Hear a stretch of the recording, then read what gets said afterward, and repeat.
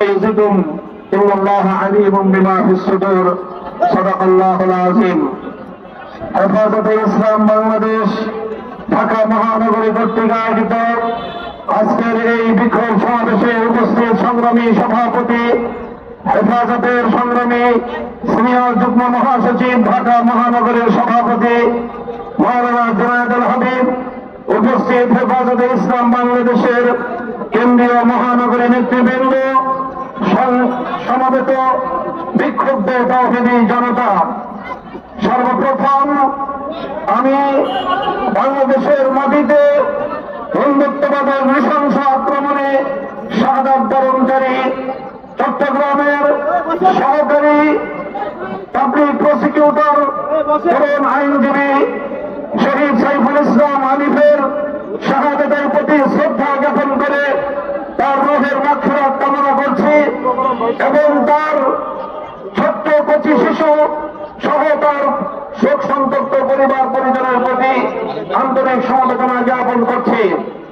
সংগ্রামী তাওহীদি জনতা, আজ এই বিক্ষোভ সমাবেশের মাধ্যমে আমরা আমাদের হৃদয়ের ব্যথাটুকু জাতির সামনে, মানুষের বিবেকের সামনে উপস্থাপন করার জন্য এখানে সমবেত হয়েছি। আমরা স্পষ্ট ভাষায় বলতে চাই, এটা আমাদের বুঝতে কোনো কষ্ট হচ্ছে না যে আজকে সুপরিকল্পিতভাবে একটি সাম্প্রদায়িক উস্কানির মাধ্যমে বাংলাদেশে সাম্প্রদায়িক দাঙ্গা বাঁধানোর পরিকল্পিত পায়তারা চালানো হচ্ছে। শহীদ সাইফুল ইসলাম আলিফের হত্যাকাণ্ডের ঘটনা নির্মম, শুধু দরকার নয় বরং ঘৃণ্য এক হত্যাকাণ্ড প্রকাশ্যে দিবালোকে আদালত চত্বরে একটি সন্ত্রাসী সংগঠনের সশস্ত্র সন্ত্রাসীরা একজন তরুণ আইনজীবী সরকারি কর্মকর্তাকে টেনে হিচড়ে দিয়ে হত্যা করবে, এরকম বর্বরতার দৃশ্য দেখার জন্য বাংলাদেশ প্রস্তুত নয়। বাংলাদেশ আজ অগ্নিগর্ভ, বাংলাদেশের প্রতিটি মানুষের হৃদয়ে আজ রক্তক্ষরণ হচ্ছে।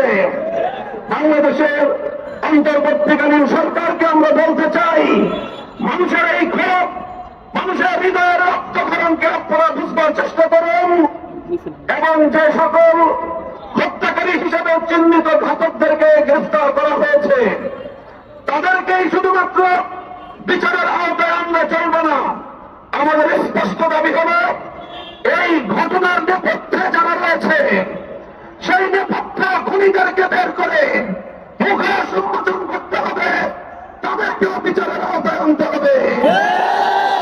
শহীদ আলিফ হত্যাকাণ্ডের জন্য ইস্কনের স্পষ্ট মদতদাতা খুনি শেখ হাসিনাকে আসামি করে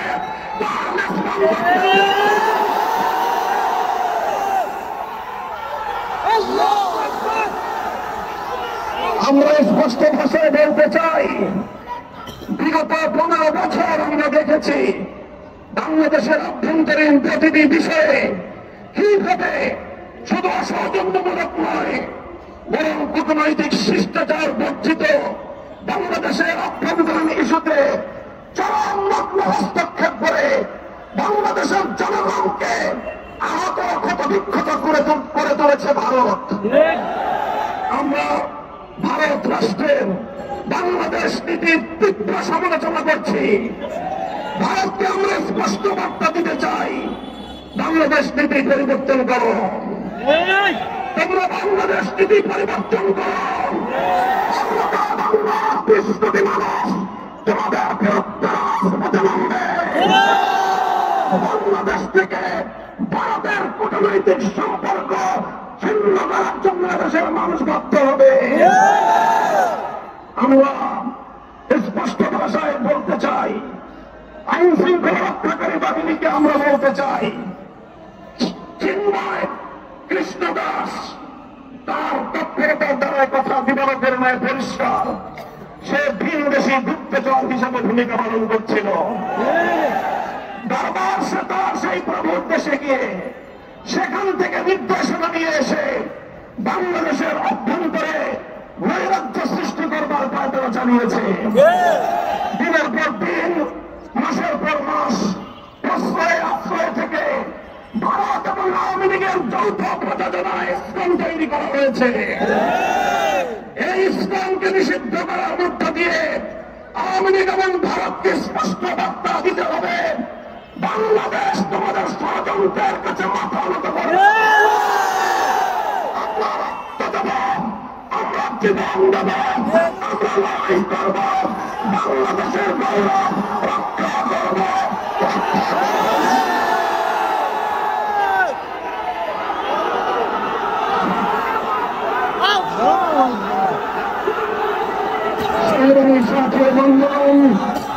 হেফাজতে ইসলামের কেন্দ্রীয় নেতৃবৃন্দ সহ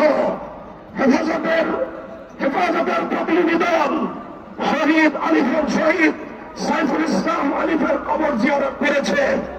তার শোক সন্তপ্ত পরিবার পরিজনের পাশে দাঁড়িয়ে তাদের কাছে আমরা কথা দিয়ে এসেছি, আলিফ হত্যাকাণ্ডের বিচার বাংলাদেশে হবে।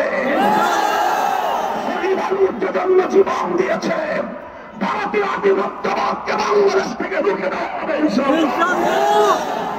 ভারত যদি এখনো বাংলাদেশের মানুষের পালস বুঝতে ব্যর্থ হয়, বাংলাদেশের মানুষের বিপ্লবী ক্ষমতাকে যদি ভারত নেগলেক্ট করবার চেষ্টা করে, অসম্মান করবার চেষ্টা করে, ভারত তুমি খান হয়ে যাবে। পার্শ্ববর্তী কোন একটি দেশের সঙ্গে তুমি সুসম্পর্ক রক্ষা করতে পারোনি। প্রতিটি রাষ্ট্রের অভ্যন্তরীণ বিষয়ে হস্তক্ষেপ করে তুমি সার্ক অঞ্চল থেকে তুমি একবারে হয়ে গিয়েছ।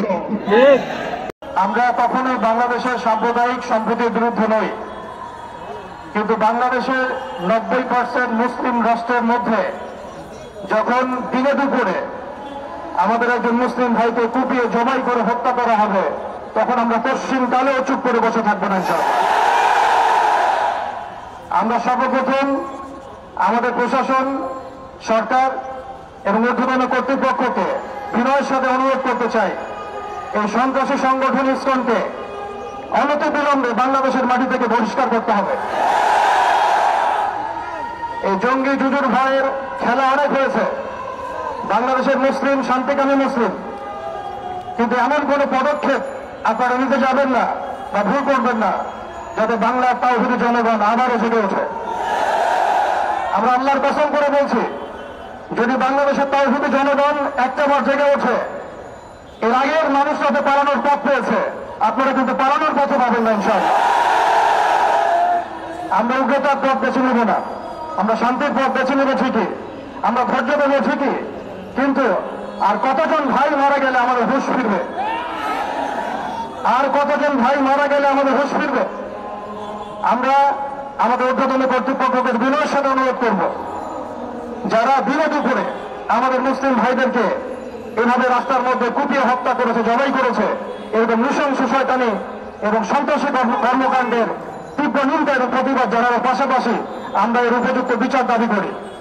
এখানে অনেক মুরব্বীকেরাম আছেন, আমি ছোট মানুষ, বেশি কথা বলতে যাচ্ছি না।